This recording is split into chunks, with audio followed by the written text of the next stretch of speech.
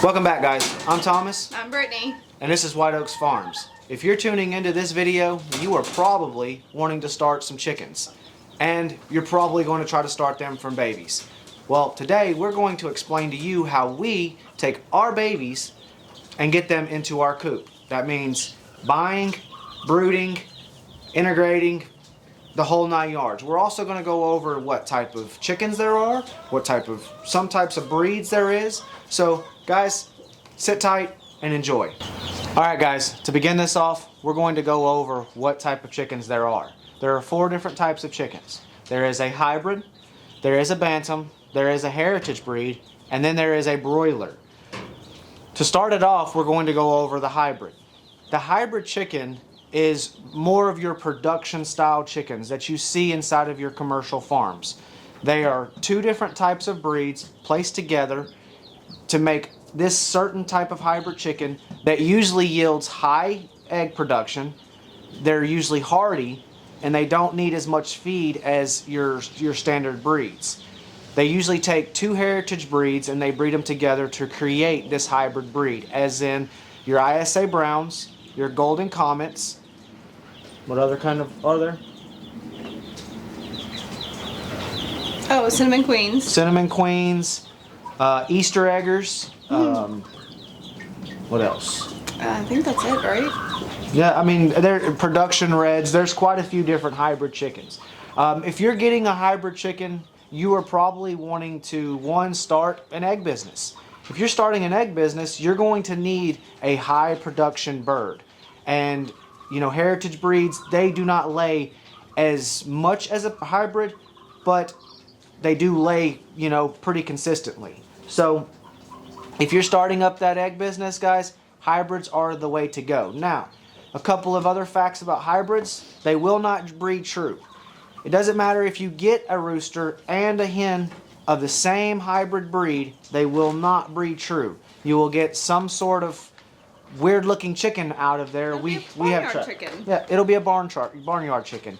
We've tried it and we took one and we got a white chicken out of it. So if you guys are wanting to regenerate your flock, hybrids are just not for you guys. Next is bantam. Would you like to go over bantams? Sure. Bantams are a smaller breed than normal. They are very flighty. They are broody. We have Mimi that she left one day and came back 2 months later with how many? 15 babies? Quite a bit of babies. They lay a very small egg, so their eggs are not big. And is there anything else that I'm leaving out? They're more of your... I wouldn't say they're hardy. No, they're not very hardy, but they're more of your... bantams are more of a pet bird instead of, you know, egg laying, selling eggs, or getting a high production of eggs. So if you're choosing a bantam, understand that you're probably not going to get the, you know, the nice big brown eggs that you're looking for, or you're just wanting pets. So they're good for somebody with like a suburban backyard, kind of just getting an egg every couple days or whatever, you know. Yeah. I mean, if you got a small coop and you want, you know, quite a bit of birds, bantams would probably be your choice. So the third type of breed is your heritage breeds. Heritage breeds are a standard breed that will breed true if placed with 1 hen and 1 rooster of the same heritage breed. Most of your heritage breeds are not very productive in the egg laying. Some of them are, as we've got behind us inside of our brooder. The Rhode Island Red is one of the most notorious of the heritage breeds. They lay a pretty significant amount of eggs. The Rhode Island Red is one part of the 2 birds that are needed to make the hybrid breeds. Rhode Island Red is very notorious, and a lot of people know that bird because they are very hardy and they produce quite a bit of brown eggs. So we've got 40 right behind us that are growing, that are babies, and you guys will get to see them here very soon. Alright guys, last but not least, broilers. And honestly, the name says it all.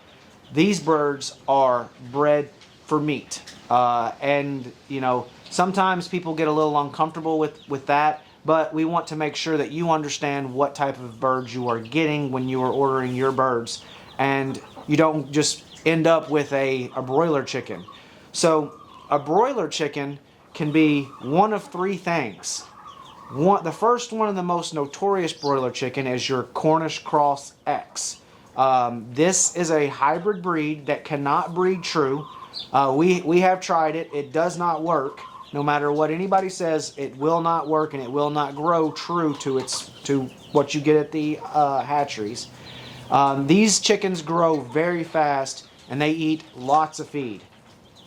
The average chicken is ready to be processed within 8 weeks, 2 months, guys, and it's ready to go, and it sits between 4.5 pounds and 7 pounds. So these birds are not birds that you would want to get for your coop to lay eggs. We had one here that just wasn't quite big enough. It wasn't ready to go, and we let her stay with our coop, and she started laying eggs. She laid a big brown egg, and boy did she get big. She ended up probably around 10 pounds, which is just about a turkey size chicken, which is not massive. Yeah, it's not a good life for those types of chickens. So when you're ordering, don't mistake like a white leghorn with a Cornish cross broiler. Make sure that you're not buying that if you do not want to do meat. The second type of meat bird is your Red Rangers, or some hatcheries call them Rainbow Rangers. These are a slower production meat bird. They dress out at about 12 weeks, I think it is, so 3 months. They dress out. They don't have near the health problems like the Cornish cross breed does, but they are still considered a meat bird, and they are still considered a hybrid bird. So if you see, a Red Ranger, that is considered a broiler bird, and they're not an egg layer. The third type of bird is going to be a dual-purpose heritage breed.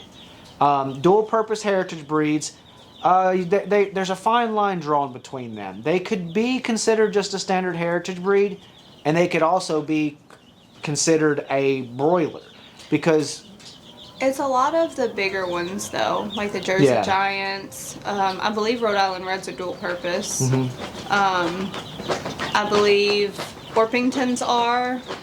Any of the bigger. Yeah, your bigger heritage breeds. Stockier birds. Yeah, they're going to be the ones that that are going to be a dual purpose, and they will say dual purpose whenever you're ordering these birds. So pay close attention to that. If you're wanting some meat after that you get some eggs out of them, and you want to get eggs, that would be your bird that you go to. We've had some, we've done it, and we usually process them about every 2 years. We let them get through their egg cycles, and then we'll process them, and then we'll use them, and we call them stew birds. Guys, that's the 4 different types of chickens there are. You guys know now what type of chicken you're looking for, so now it's time to order. Behind us, this is our brooder, and right now there are 40 Rhode Island Reds in here. As we spoke about in the chicken breeds, Rhode Island Reds are one of the most notorious breeds. Lots of people love them, and lots of people have them. When ordering your chickens, they're going to come 2 different ways. One of them is going to be the name Pullet. The other one is going to be the name Straight Run.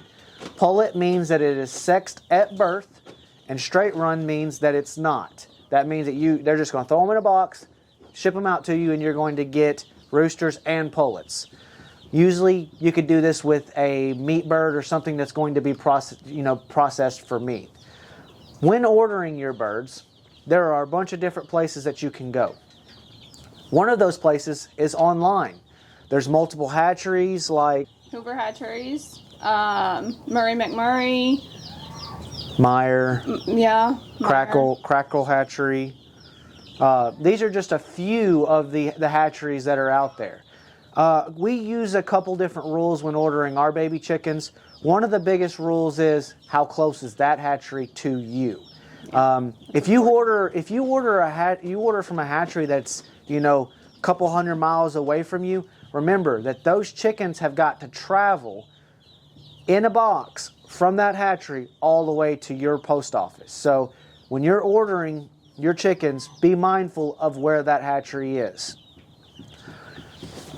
Now, when ordering your chickens online, there's going to be a couple of things that you're going to have to do. When you get ready to order online, you're going to choose what type of chicken breeds you would like, and you're going to put them in a cart. Most places have a minimum ship quantity.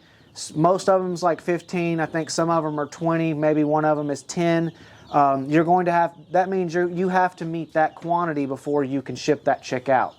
So you're going to pick out what type of chicks you want, and you're ready to go. So when you get ready to order your chicks, they're going to give you a date, because you've got your cart ready to go. You've picked out what breeds you want. You've picked out a beautiful Rhode Island Reds, or you picked out a couple of beautiful Wyandottes. They've got a bunch of different beautiful Wyandottes on there, or some white Leghorns, or Easter Eggers, Americanas, hybrid breeds. If you're going to be doing this for production, you're ready to go. You've got your 500 chickens, because chicken math is real. You've got your 500 chickens ready to go, and you're getting ready to hit that submit button. The next thing that you're going to do is you're going to have to pick a date for when those chicks are going to hatch on. This date is not when they're going to arrive to your post office. This date is the date that it will hatch. You choose your date, and then they hatch on that date. They go to your local post office for pickup. Shipment time we have had is about 1 to 2 days. So you need to make sure that you are ready for those chicks, but we'll get into that here in just a minute. The second way of getting chicks is through Tractor Supply or your local feed store. Ed's here and where we live, they do it. Tractor Supply, we bought plenty of chickens from at Tractor Supply. So many. Yeah, lots of them. So if you go to Tractor Supply, there's a couple of rules of thumb that you need to make sure that you are following. One is chicken math is real. Yes, it is. You could go for 5 chickens, but I'm going to tell you, you're going to leave with more. Just understand that and be okay with that.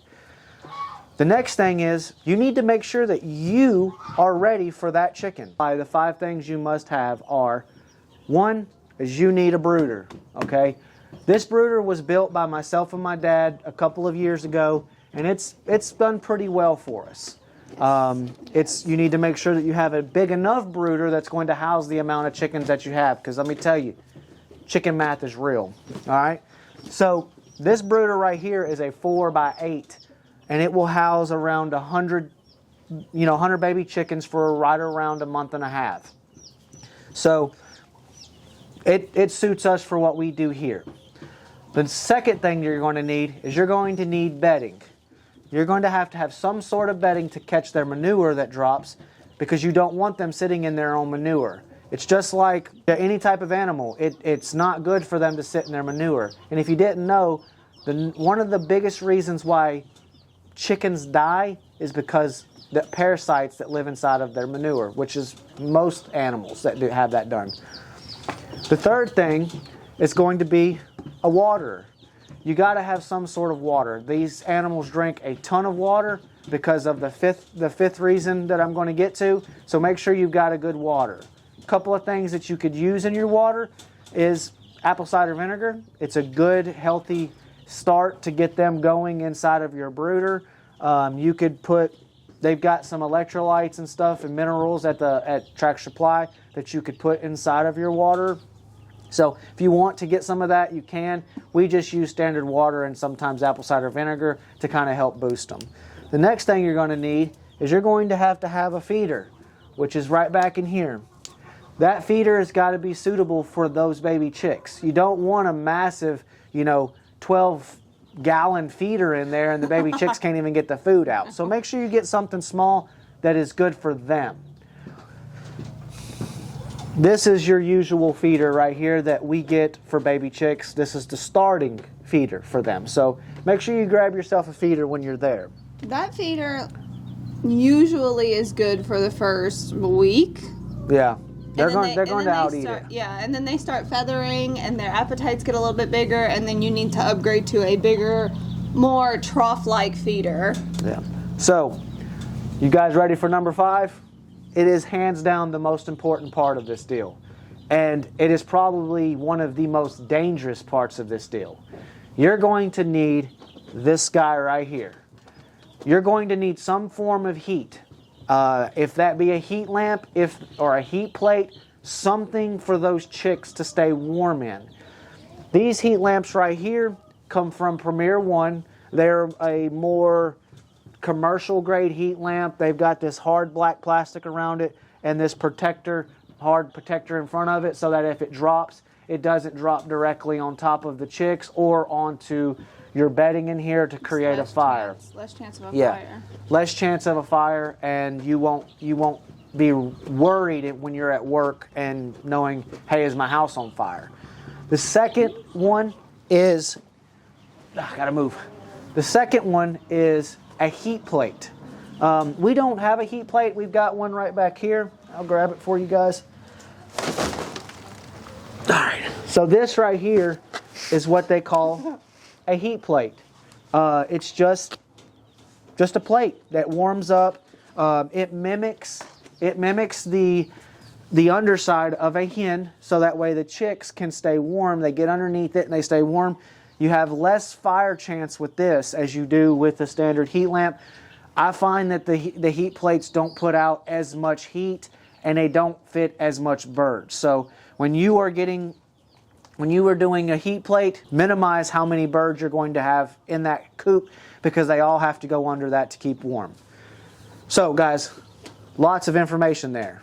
Make sure you guys remember, because the third way of getting a chicken is your local hatcheries. We have one that's right down the road from us that sells baby birds like this, and you can go pick them up at any time you want that they're open. But if you're going to do that, all the same principles apply of you picking up from Tractor Supply. If you're picking up baby birds, you need to make sure that they are ready in a brooder. Don't wait till you get home to do that, because these birds have got to stay warm. Make sure that when you pick them up from that local hatchery, you've got this set up, or you've got a plan to get it set up pretty quickly when they get home. If you're buying fully feathered, or as Brittany would say, fully feathered fluffy butts, you're going to need to make sure that you can integrate them into your flock as soon as they get home. The way we do that is we use a cage, we put it inside of there with those chickens in there, and we leave them in the cage locked up with food and water for a week, and then we'll open the cage. We won't force the chicken out, but we open that cage up and we allow that chicken to come out on its own, but it still has a secure home that it feels safe in, that it can run back to. If it's cool like it is right now, we make sure it's a draft-free place that's out of the wind, and they can stay warm when they're in it. Yeah, so guys, all that information, that's a lot, but that's probably going to be it for this video. I know that it was really long, but this is just the start of this series, and that's why we told you guys up front, this is going to be a multi-video series, and we're going to try to cover as much information as possible. And if you guys want to hear something different, if you guys want to hear something else, leave a comment at that in the link below, and make sure you guys hit that subscribe button so that way you guys can catch the next episodes, because next we're going to go over setting the brooder up and getting ready for those baby chickens to come, because when they come, they're here and they're here to stay. Guys, we want to thank you guys. God bless you. We'll see you guys on the next video. Bye. Bye.